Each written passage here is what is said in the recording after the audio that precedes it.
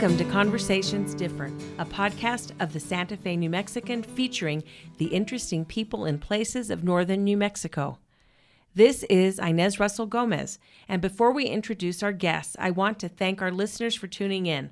Our podcast, designed to bring news to Santa Fe in a different way, just like we do in our newspaper, only over the air, just reached its one-year mark. And what better way to begin our second year of streaming than with an episode featuring Santa Fe's favorite bad guy, Zozobra. It's how we kicked it off back in 2023, after all. And this year, 2024, the burning of Zozobra will be extra special. The long-anticipated 100th anniversary of this fiery tradition is here. Welcome, event chair Ray Sandoval and his special volunteer, 9-year-old David Kesler, who I guess is a master of all things Zozobra at his early age.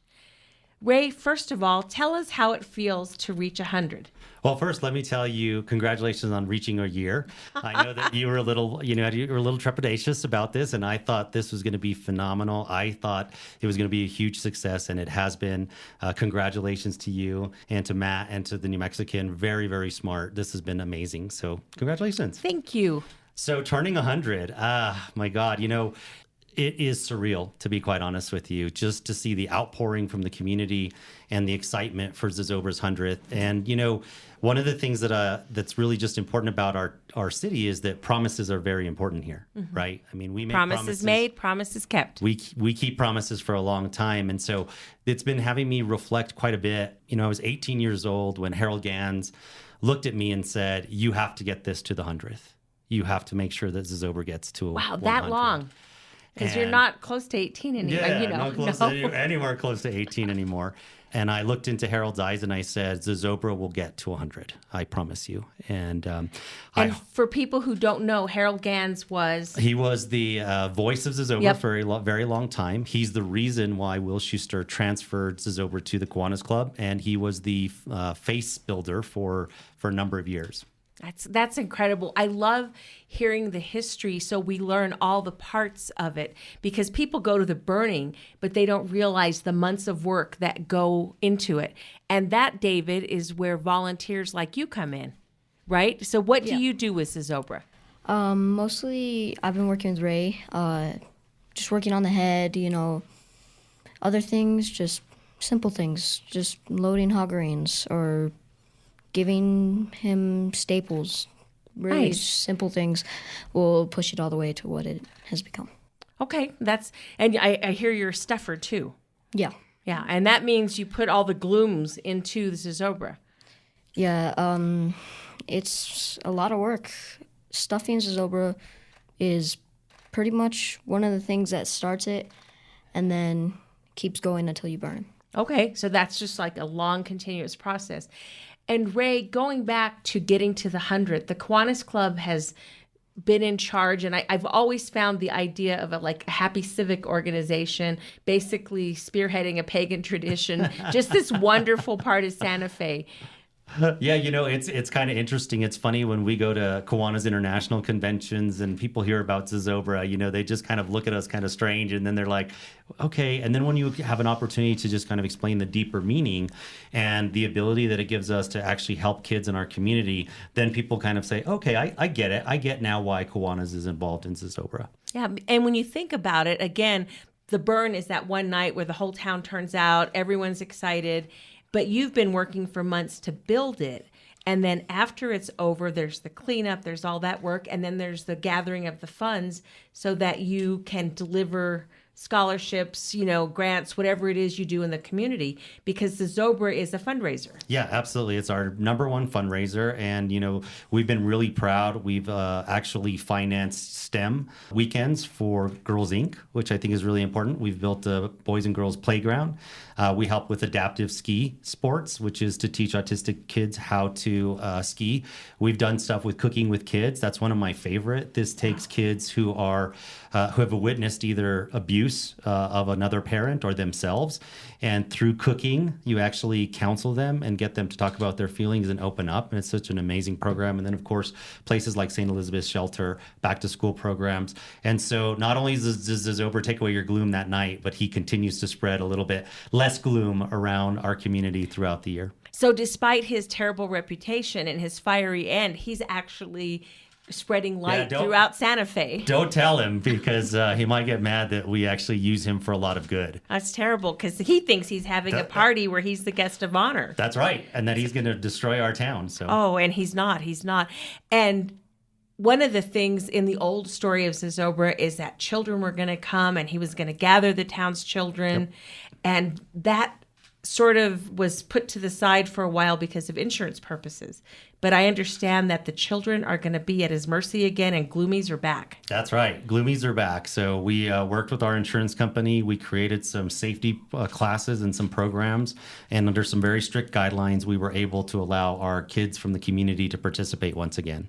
That, I think, is going to make people so excited. Yeah, I think so too. I mean, it's important. You know, one of the things is that we have to be able to pass on our traditions. And that's one of the reasons why I invited David, was because he's the next generation. And the only way our traditions survive is that we get our kids interested in our traditions. That's right.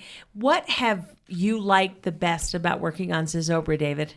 Working on Zozobra, my favorite thing is just seeing everything. Because before I didn't work on it, I thought it was just a one-time thing. You just build it and burn it. But there's so much behind it that I didn't know until I started working on it. That's good. Do you go and tell your friends about it? Have you brought other volunteers, or just are they like all jealous of you because you do the coolest thing? I've tried. But my friends are like, what's like, I tell them all this like background stuff and they're like, okay. But I definitely know that there's some people that are actually really interested in it, so it's not just me. There's more people and not just my friends. That's right. It must be weird, though, to have to talk to a lot of grown-ups, because it's not just kids helping. It's, young people, old people. Is that fun for you to see all the different parts of the community in one place?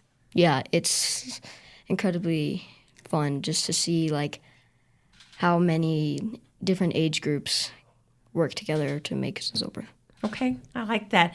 And in a way, if you pass it on like early, you called him something before we started. Our Padawan. So, we have a lot of Star Wars references. I'm a huge Star Wars fan. And I got to tell you guys a funny story. So, David, obviously, I met him because of his interest in Zozobra, and he's just been such an amazing helper. And so we asked him if he would actually be part of our documentary. And so they decided that they wanted to have David in his in his room. And so I went to go see him just to see how he was doing. And so I walked in his room, and oh my God, we have Star Wars in one place, Zozobra in another place. And I'm like, oh my God, this is like a mini me. It's a perfect room, right? That's what it was. It was like, this was my childhood room. Well, it's kind of my adult room too, but don't tell anybody. That's right. We have to, you have to maintain a facade, right, since you have an important, That's role right. in the I'm community. Serious. That's right. You're a serious person. Talk about your life in Zozobra, because you said at 18, Harold Gans told you you've got to get it to 100. But you went away to law school. You've had, a important career kind of thing. How did you manage to balance both? It was really difficult, but, again, it's being raised in this town. Mm-hmm. Promises mean something. We have the statue to Our Lady will be 400 years next year, right? Our procession, our promises. And so I think growing up in a place that valued its traditions and made serious promises. So when I made that promise to Harold, it didn't matter how difficult it was going to be, right? I had to make sure that we were going to be able to get there. And, one of the things is when COVID struck, that was a really difficult decision. It was, do we not do Zozobra this year? And, part of me was like, this is too dangerous. We could actually, this was before a vaccine. You don't want someone to die because they go to Zozobra and get COVID. Exactly. Yeah. And, but at the same time, I kept hearing Harold Gans' voice in my head, and he would always use this big word. When I was a kid, I was like, what is he saying? And I would have to go home and run and look at the dictionary, but he always would say perpetuity. Right? Yeah. And he would tell me, he said, I promised Will Schuster that we would hold Zozobra in perpetuity. And that's a promise, and that's a long time. And so really had to take some serious looks on how we could do it. And I think we did it right in 2020. We televised it. We didn't have anybody there. It sure cheered me up watching it, though virtually. And, it was awesome. It was only, I mean, how could a year that was so gloomy not have a Zozobra, right? That's right. So, we needed it. And I think that was really what was important. And I hope that our community continues to learn by the example set by the people in our city that traditions matter. They're important. These rituals that we have in our city are really, really critical, and they need to continue. That's a great time to take a break. We'll be back in a moment with more Conversations Different.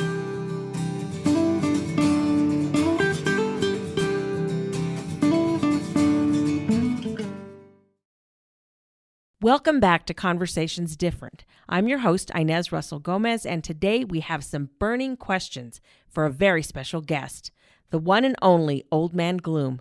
Mr. Gloom, thank you for joining us today.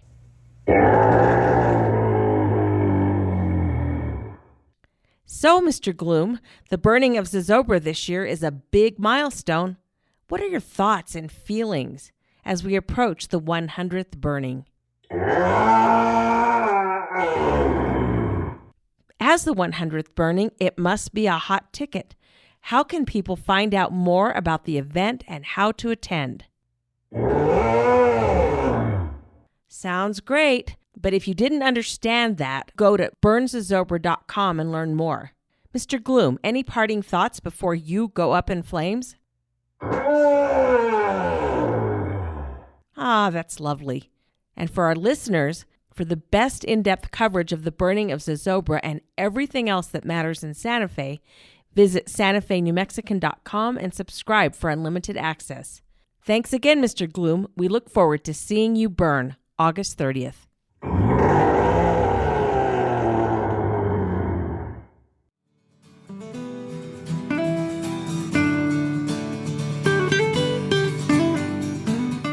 Welcome back to Conversations Different, where we're talking about the 100th anniversary of the burning of Zozobra. David, when you started working on Zozobra, how did you balance, because you have school, you have baseball, you have a lot going on in your young life. How do you do everything? So balancing it was shaky at first, but I've learned to kind of just keep it all in one, just to not focus on one thing too much.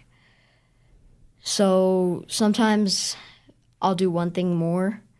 Like this year, I think I've done more baseball than That makes Zozobra. sense. Okay. But I've learned that it's not always going to have to be the same thing. So balancing it has been getting easier over the time. That's smart, and that's going to help you in life. When you go to college, you'll be able to do your homework, hang out with your friends and still play sports or whatever you do.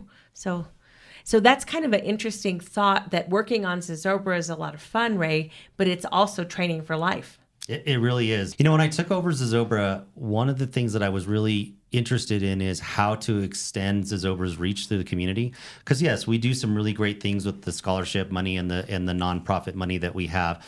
But, there's so many opportunities for young people. So, if you want to go into law enforcement, we start meeting with the Santa Fe Police in January, and we start planning for Zozobra. If you want to go into tourism, we have hotels and we deal with social media and we deal with those kind of things. If you want to go into entertainment, right, you have a stage, that Justin Bieber performed on, that you're performing on, and lights and sounds and so forth. And so there's all these opportunities for kids to actually learn lessons for life through Zozobra. And we really wanted to make sure that that was something that we could do.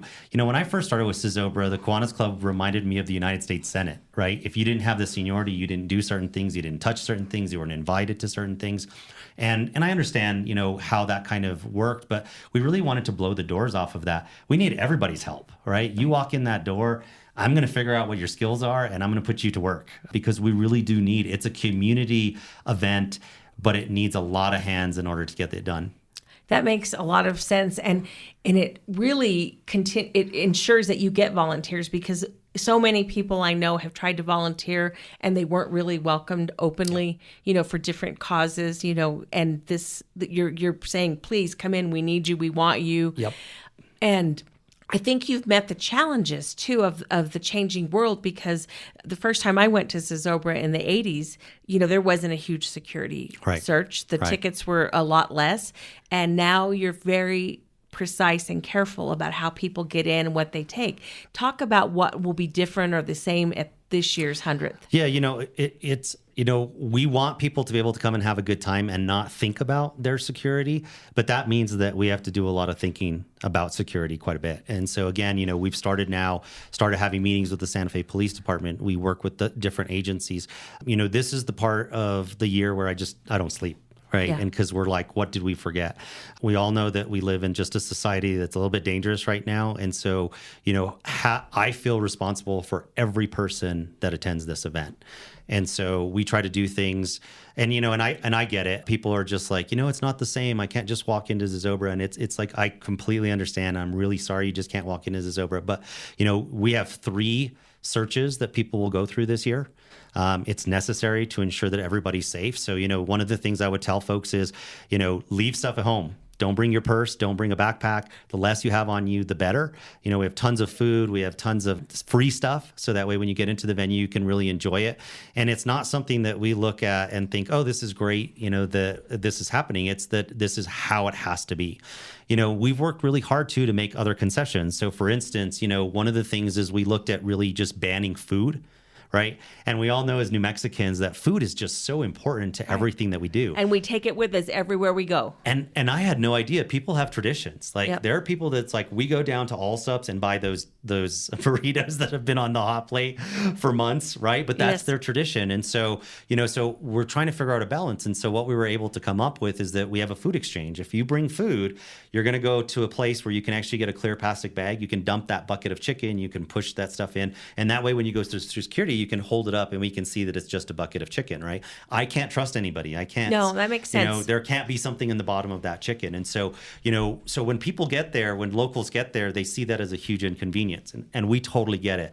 But please understand that one of the things that we got to do is that we have so many people there. We want this to be fun, but at the same time, if you are responsible, if you know that you're not going to bring stuff in, you're going to have a better time getting in and have a much more enjoyable evening. You'll make it right. Because I always just put my money in my back pocket and I go right through. Exactly. Yeah, right. So the less that you have on you, the easier it's going to be. That's a lesson for life, I think, too. Talk about all the things that you did to lead up to the 100. You had the Decades Project, but then this year you've had a gala, you're doing a documentary. I know there's like a book coming out. What all is... I got to tell you, I'm so excited about this year. So 2 years ago, we put an open call for the people of Santa Fe to come out and join a centennial committee. We had 68 people who met every month for 2 years. And we brainstormed and we thought of all these different projects. And so we came up with 20 projects that we were going to put our time into. And I was really excited because I thought, okay, if we have 20 projects, we'll maybe get 5 or 6 across the finish line, right? These guys, we have 20 projects that all got completed. Wow. So everything that you wanted, your wish list was completed. It is it's insane. So you talked about the gala. We just had the Zozobra painted ponies.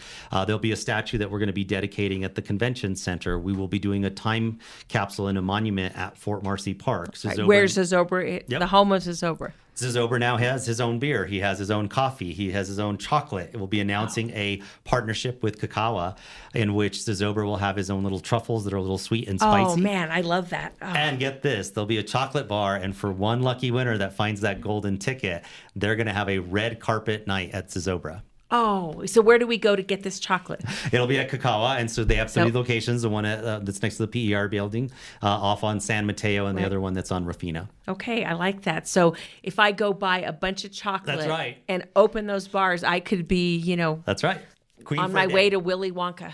Oh, I like that. That sounds good. Okay, we'll take a quick break, and I want to come back and talk to you some more about some of the things that people think about Zozobra that might not be true. This is Conversations Different. We'll be back in a moment.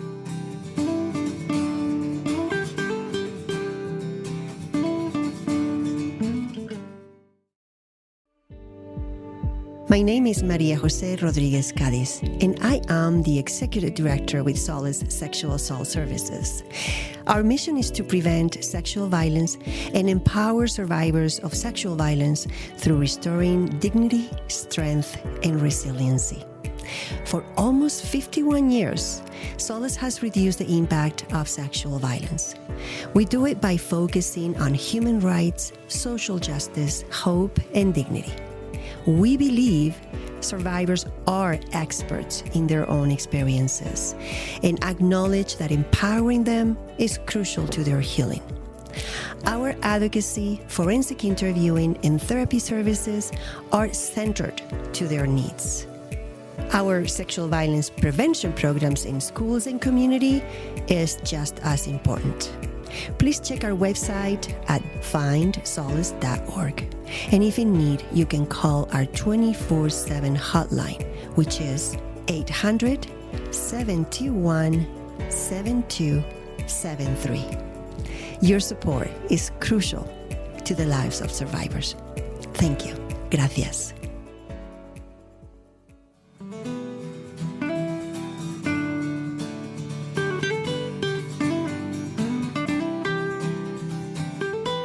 We are back with Conversations Different, discussing the 100th anniversary of the burning of Zozobra.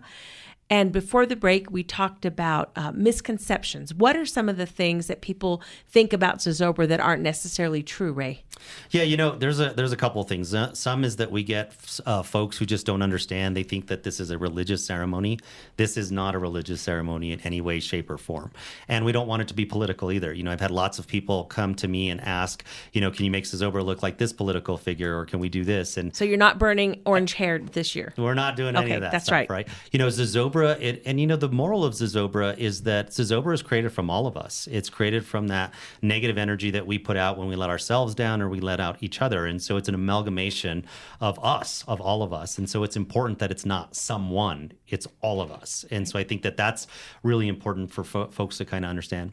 I think that the second thing is that, there's a lot of folks who they don't understand that running an event this day it's just so expensive. We've done a really good job of keeping costs down for building and for entertainment, but the security and the logistics costs continue to just exponentially rise. And so that makes us have to really think about how we pay for the event. And, this year, the tickets are the highest they've ever been, $35 if you go online because of the processing fees, $30 if you're able to go down to FS2 or one of our credit unions. And if you apply your New Mexico discount, you can actually get it for $25. But, that's expensive. Yeah, but children stay free under 10. Kids 10 and under are free. And the other thing is we worked with the governor. Get in free, David.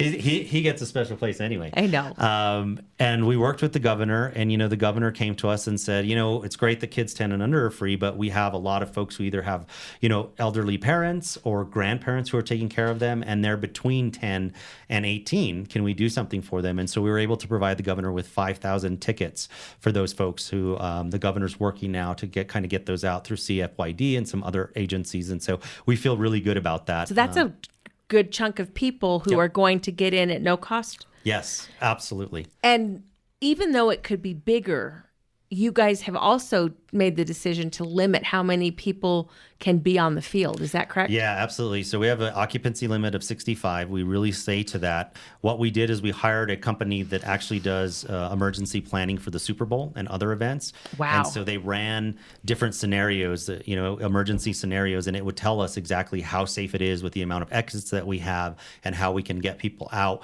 And again, so the first thing is everybody has to go home safe that night. And that is the first priority always. Always. I think that's important. So as a volunteer, as Ray was just saying, David, where do you get to watch Zozobra from? And what's it like up there?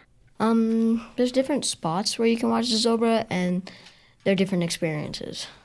The back, which towards the exits, like Ray said, is going to be probably one of the safest, because if something does happen, which anything could happen, something does happen, it's the easiest to get out.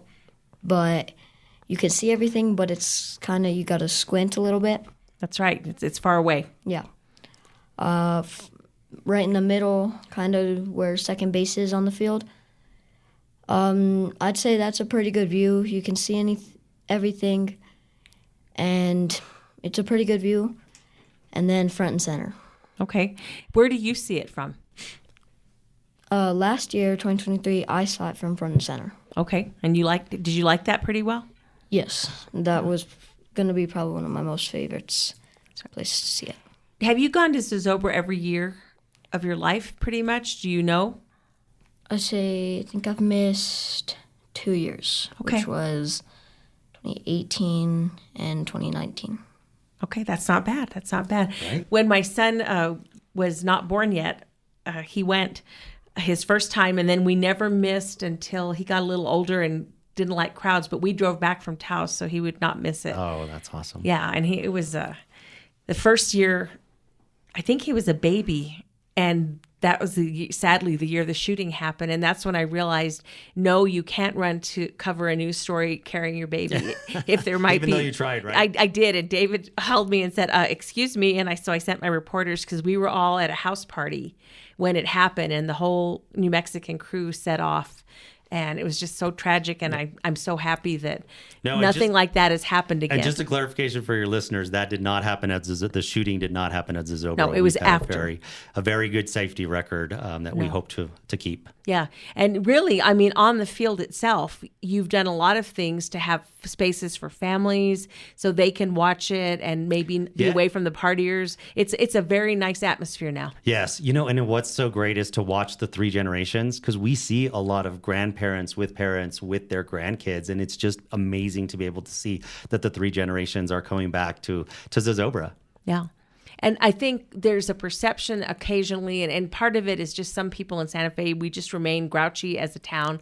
And it's like you do it for the outsiders. Yeah, that's the other misperception, right? I hear this all the time. Oh, it's all for tourists. And I will tell you that last year, 39,000 out of the 65,000 were from Santa Fe. You take another 150-mile radius and you add another 15,000. Right. So, so I'll be a little defensive about this, but I'll say, you name me another event in our town where half of the town shows up. There's not. No, right. It's not. And so, so I always hear this, oh, no, you've done this for this. No, our locals are here. They're strong. They love this tradition. And we want them to feel that they are welcomed and to be treated right. Do you have any clues for us about what Zozobra will look like? Yeah, I will tell you that this has been one of the hardest Zozobras to construct. Okay. It has so we started back in May because I told Jacob, our construction chair, that we needed extra time. And I'm glad that we did, because I would go back and I'd look and I'd be like, the ears are not exactly perfect. So I take the ears off and take them apart. Right. And then, just sculpting in cloth, wire, and paper is like the worst thing you could ever do. Yeah, the materials are not. You get amenable. one eyebrow perfect, and then you're trying to match it on the other side, and it's just. And so I will say that, this is the most I've ever futzed with the face. Right, I've taken things apart. The ears came off, went back on. Ears came off, went back on. The nose took weeks this year. Just weeks. And where's Zozobra? What were you doing to him? He's had a lot of rhinoplasty, I'll tell you. But I will tell you that, last night we were in the warehouse and just trying to finish up some of the things that he's going to be wearing, and he's going to have some bling this year. Oh, nice, He's going to be dressed to the nines. Is he futuristic or traditional? It's going to be, I would say he's more traditional. We'll get a little futuristic in 101, but I think one of the reasons I wanted to take folks through the Decades Project and kind of do these outlandish costumes and pop songs and so forth is so that way when we got to the 100th, people would be so hungry for a traditional Zozobra, and they're going to get a very traditional Zozobra. And so I think people are going to be very, very happy, but it's traditional in a way that still is. It still gives credit to some of the things that we did during the Decades Project. So it's traditional plus. Oh, I like that. I like that. And that gives you a chance, because one of the things you've mentioned a bunch of times is that you have to keep it fresh to keep young people interested, to keep them coming back. Yeah. And, and that's the other thing I will say is that I totally get it. Locals will come and they'll be like, that's not what I remember as a kid. And part of it, that's the point. Right. So, in this day and age, I have to deal with augmented reality. Google has glasses, Apple has glasses. You go and you have 4K, 8K video games. You have, special effects in movies. Mm-hmm. If Zozobra doesn't continue to modernize, it will be something that, guess what? I saw that. It's the same thing every year. I'm never coming back. Right. Okay. But will there be mariachi music? Absolutely. Right. There will be lots of mariachi music. I like that. Do you have a favorite Zozobra of recent years that you like the best? 2022. Okay, and what was that? 'Cause I'm old and I don't remember. The 90s, and that was probably one of my favorites. Okay. What did you like about it? Of tattoos. Okay. That was probably when I saw it and I was like, he has tattoos. That's cool. All right. See, you're getting him interested. See, and that was it. When we were kids, the only question about Zozobra is his hair yellow or orange? Yes. Right? And now kids are like, okay, what's his hair color and what he's going to wear, right? And the other thing is that, the Decades Project served its what it needed to do because we had 600 kids submit to the art contest. And Zozobra had ear pods. Zozobra was playing a little Nintendo. Zozobra was wearing backpacks. He was wearing, Crocs with, and that's the important part about a tradition, is that the kids have to see Zozobra as a contemporary. And if we didn't do that, I think that we would lose it. He's in their world. He's in their part of world. their lives. And so I think what we've done is that we've reintroduced Zozobra into that thread of the tapestry that our city is, and it's one of the brightest threads, and it gets the most attention because it is the most touchable, it's the most feelable, it's the most that folks can connect with. And that is a beautiful place to stop. We will wish you a happy 100th burning of Zozobra. Tell us the day and time. Friday, August 30th. And can you still get tickets? Yes, there's barely any tickets left, so I would definitely get my ticket as soon as possible. BurnZozobra.com, or you can go to FS2 in the Rail Yard or Nusenda Credit Union, and you can get those tickets. And thank you. And next week, we'll be back with another Conversations Different and a year ahead.